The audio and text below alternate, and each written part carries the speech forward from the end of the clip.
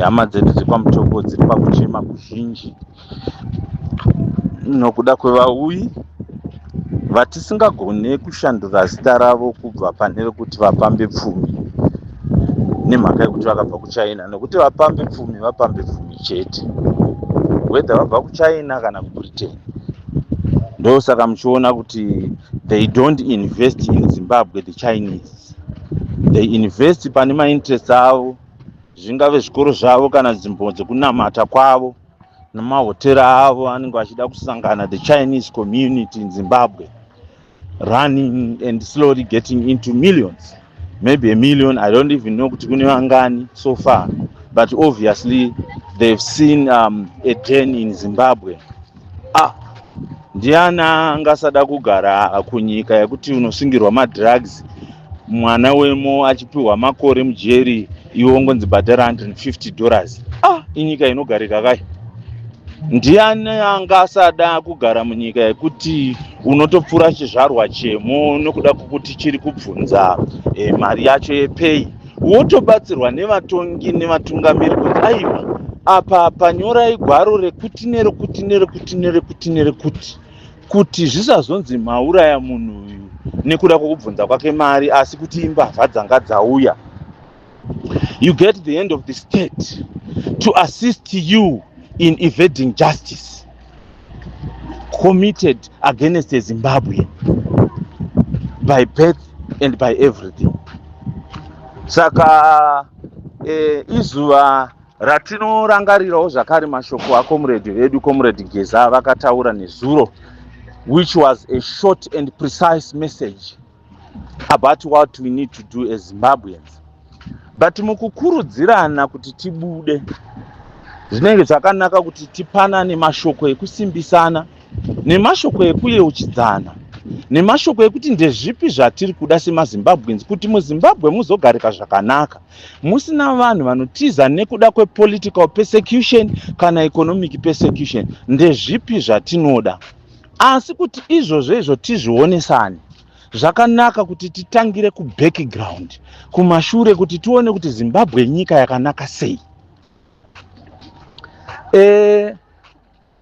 Muna 1980 Zimbabwe ichiwana kuzvitunga kuzere kubva kuutongi hwaIan Smith, yakanga iri the second biggest economy in Africa. It was only second to South Africa. Let that sink into your heads so that you know why you are going to go into the streets. Smith managed to build the second biggest economy in Africa under sanctions from the United Nations. He managed to build the second biggest economy fighting an armed struggle against ZANU-PF and ZAP. Under those circumstances, under those difficult circumstances, Smith managed to build the second biggest economy in Africa. Mind you, they were not even mining diamond. They were not mining lithium. They were not mining platinum at the level that is being mined today. They were neither mining chrome at the level that it is being mined today. Imwe mari yaenda kuzvombo, imwe ichienda kupeturu yakazobombwa neZANU-PF 1979 pamasherapu. Imwe yaienda kumedication, mishonga muzvipatara yaisashayika kunyange kuzvipatara zvaitreatwa mablacks.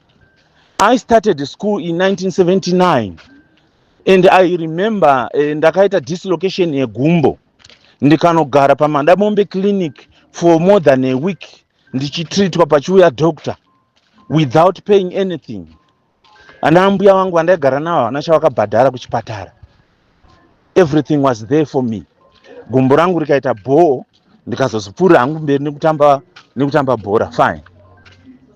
But tirikuti isusu, that economy was built under difficult circumstances of fighting two heavily armed liberation movements and sanctions from the United Nations, with only two countries trading with you, Portugal and South Africa. So Zimbabwe is well equipped to be the Switzerland of Africa. I remember photo ravamugabe ravakatorwa najulius nyerere paairport. Nyerere auya kuzokorokotedza vamugabe vakabatana maoko achinzi you have inherited the jewel of Africa, please keep it well. Zimbabwe, formerly Rhodesia, Southern Rhodesia, was the jewel of Africa. They knew it. Intelligence knew it. Zimbabwe is heavily mineralized. Inyika inepfuma kwete mbijana. The fact that hatina mawars ema-rebels nechimunomuka, it's a blessing from God. Otherwise, we could have been that country. But in any case, ZANU-PF is building towards that. Ndosaka makambona mateams ema-matches vachita sei. All those are creations of the ruling elite. So tiri kuti isusu, this was Zimbabwe then. In 1980, vakasiyirwa ndege 21 naIan Smith. 45 years down the line, Zimbabwe, Air Zimbabwe ndege 2. In 1980, they were left a functioning railway system. A system yakazo upgraded to electrical trains kusvika panonzi paDabuka kuGweru.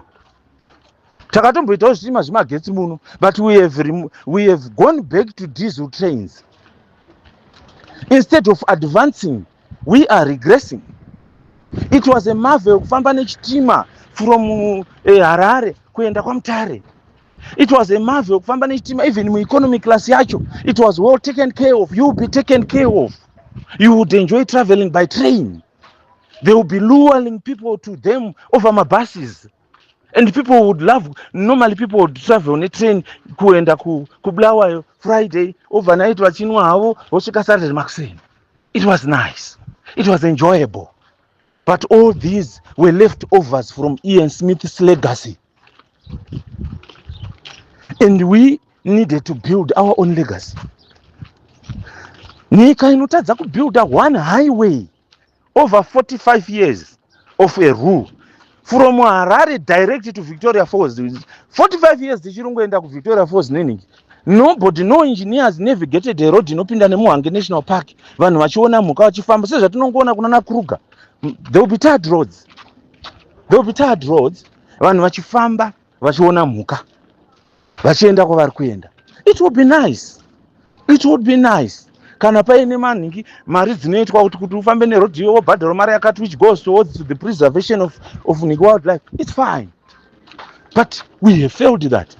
The only thing they are good at is grabbing maroads akavakwa naSmith wapa mazita avo. You grab everything. Ana Lake Makirweni, anani zvese zvinochinjwa mazita. Why don't you build your own and name them after your own heroes? This is a history you are destroying. You want us to not believe that at one time Zimbabwe was colonized. We need those colonial names to remind us of our past. But if you eliminate them, Zimbabwe is not colonized. That's where your focus is. Kuti ndimi makabuilda nyika yeZimbabwe makutanga kunyora dzimwe history dzengano dzechembere. Let the legacy yana Ian Smith tizive kuti nyika ine yakambotongwa nemabhunu. We need those names. Build new roads and give them your names. Chamuri kuita chete ungoti aiwa iportion idai yanzi chakati, dai chichanzi chakati, dai chanzi chakati. Guys. But we are busy plundering our resources. So musi wa 17. These are some of the things that should inspire you to go into the street, to know that Zimbabwe is a very habitable country. We should not be exporting our most energetic generation to outside countries. We shouldn't be exporting them. But they are going there kunokwesha chembere msana because Zimbabwe is inhabitable. Although msina pfuti dziri kurira, but mune ma-economic guns which are being caused by the ruling elite, a very few people. That has taken Zimbabwe to ransom, that has held Zimbabwe to ransom. We are failing to get medication muzvipatara, not because Zimbabwe haina mari yekuita izvozvo, because of corruption. Roads are not rehabilitated because of corruption. Are you aware that before ma-councils aitora mari dzemutere yemotikari ndo dzavaisenzesa kumaintaina chi ema-roads, but that was taken away from them. that piece of cake was taken away in the central government. They took away even ownership yemvura dzemadhemu akavakwa nemari dzemacouncils, zvikubva vakirieta zinwa an animal yakangofuma yakukilema kuti mvura yese ndeyegovernment yevhura tingabhadhara mutero government.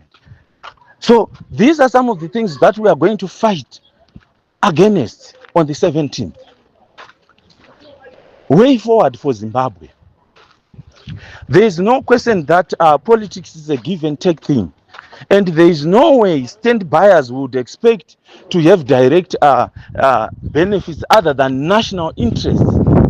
Because we are talking about sacrificing ourselves here. Those guys were sacrificed with the ultimate sacrifice of life.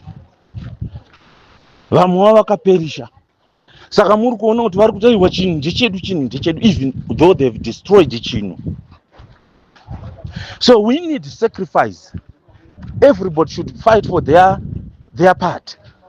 You've got a brother akadyiwa negarwe achikurosa kutiza kuenda across Limpopo achienda kuSouth Africa. You've got hama yakapiswa nematai kuSouth Africa. It was not their design. They did not design to go to South Africa. They were enforced because of the prevailing situation in Zimbabwe. You are fighting for those people. You are fighting so that we have a proper electoral system isingaite outcome in disputed elections. We need to sort out that mess. Why us?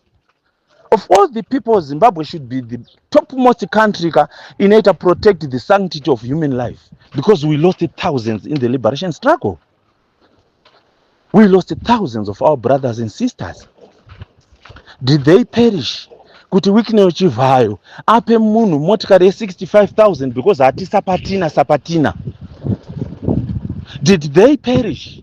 Kuti wikine uchivayo asikuropa vanhu vane capacity kuzvitengera motikari ana jahapresa. Did they perish for that, our brothers and sisters? No. They did not perish for that nonsense. And it's time that we take this into our hands on the 17th of October.